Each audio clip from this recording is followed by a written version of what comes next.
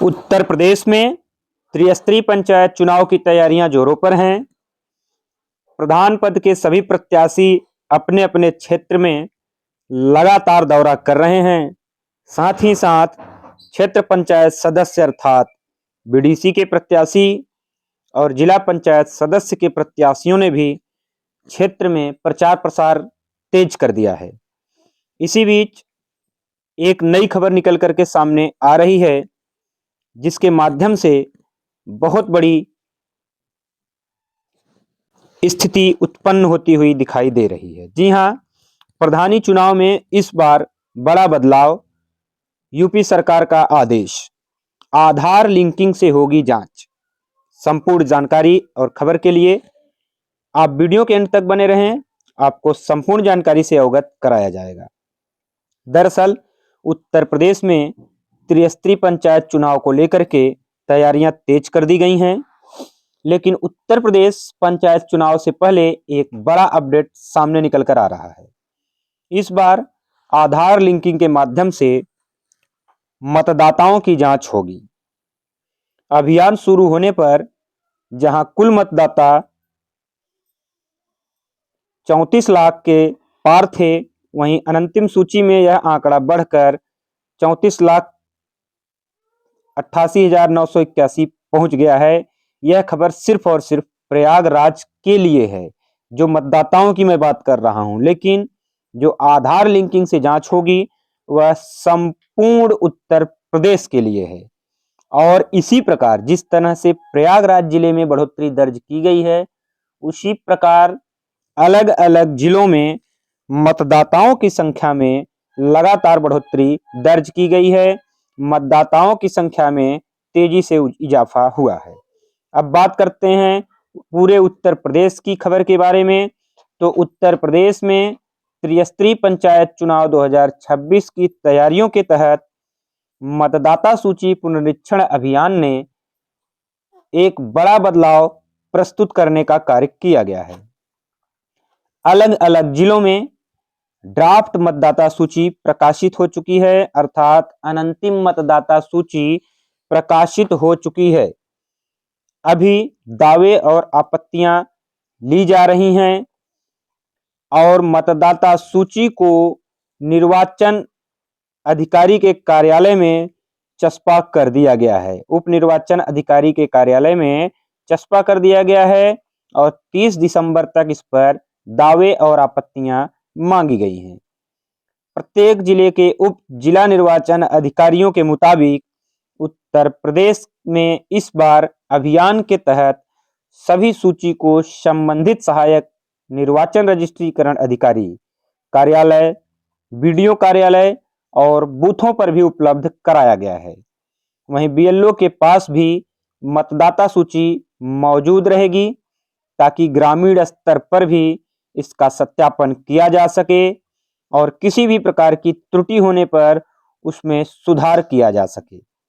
30 दिसंबर तक इस मतदाता सूची पर दावे और आपत्तियां ली जाएंगी। दावे और आपत्तियों का क्या मतलब है? दावा यह है कि किसी का नाम अगर छूटा है तो आप उसका नाम ऐड करा सकते हैं, और आपत्ति यह है कि यदि आपको लगता है कि किसी भी व्यक्ति का गलत तरीके से मतदाता सूची में नाम सम्मिलित किया गया है, तो आप ऐसे वोटर लिस्ट में शामिल व्यक्ति के नाम को कटाने के लिए आपत्ति भी दर्ज करा सकते हैं। उत्तर प्रदेश में पंचायत चुनावों की आहट के साथ ही मतदाता सूची को फाइनल करने की कवायद उत्तर प्रदेश के सभी जिलों में तेज कर दी गई है। लगभग 1.5 महीने के पुनरीक्षण अभियान के बाद अब जो अंतिम तस्वीर सामने आई है, वह साफ संकेत देती है कि जिले का वोटर बेस बढ़ गया है। प्रयागराज की बात करें तो प्रयागराज जिले में ही कुल मतदाता 34,02,743 थे। वहीं अंतिम सूची में यह आंकड़ा बढ़कर 34,88,981 पहुंच गया है। यानी सिर्फ और सिर्फ प्रयागराज जिले में 86,238 नए मतदाता जुड़ने से चुनावी गणित में उल्लेखनीय बढ़ोतरी की गई है। लेकिन कहा यह भी जा रहा है कि अभी और अधिक मतदाताओं के बढ़ने की प्रबल संभावना है। उत्तर प्रदेश में पहली बार आधार लिंकिंग का फोकस। जी हाँ, इस बार उत्तर प्रदेश में मतदाता सूची को फुल प्रूफ बनाने के लिए आधार लिंकिंग को केंद्र में रखा गया है। पुनरीक्षण के दौरान मतदाताओं से आधार विवरण जुटाया जा रहा है ताकि नाम के साथ साथ आधार के अंतिम 4 अंक भी दर्ज किए जा सकें। प्रशासन का मानना है कि यह कदम सूची की शुद्धता पर सीधा असर डालेगा और डुप्लीकेट वोटरों की पहचान आसान होगी। फर्जी या दोहरे नाम तुरंत पकड़ में आ जाएंगे और छोटी-मोटी त्रुटियों को समय रहते दुरुस्त करके चुनावी रिकॉर्ड को ज्यादा पारदर्शी बनाया जा सकता है। उत्तर प्रदेश सरकार समेत राज्य निर्वाचन आयोग उत्तर प्रदेश इस समय पारदर्शी चुनाव संपन्न कराने के लिए लगातार प्रयासरत है।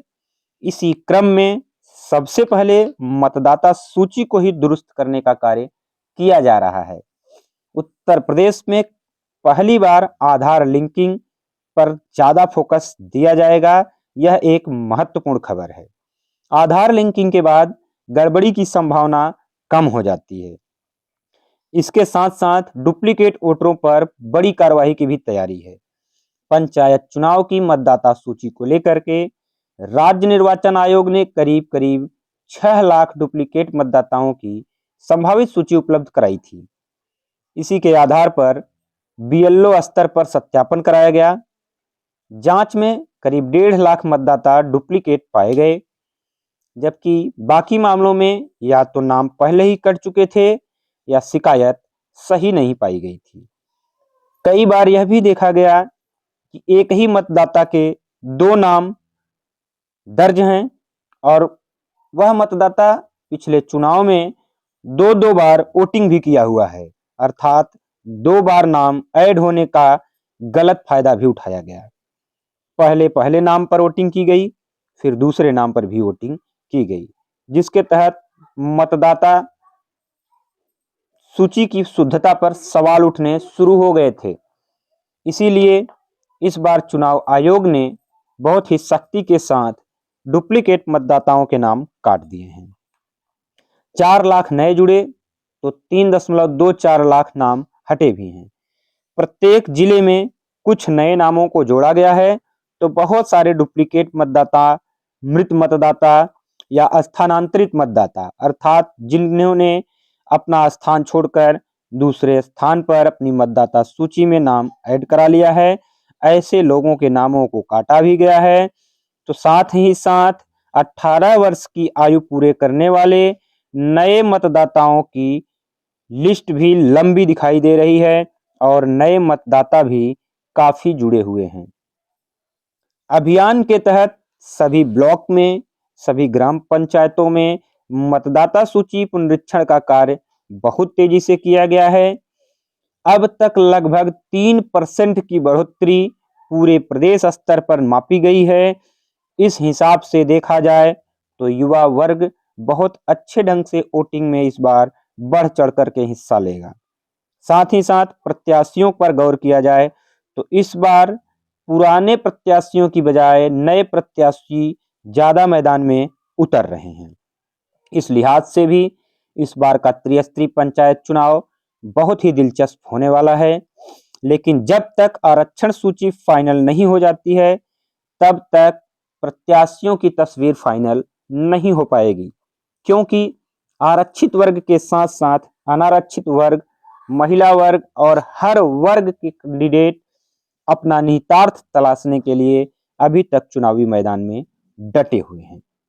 तो कुल मिला जुला करके सबसे महत्वपूर्ण बात यही है कि प्रधानी चुनाव में इस बार एक बड़ा बदलाव होने जा रहा है।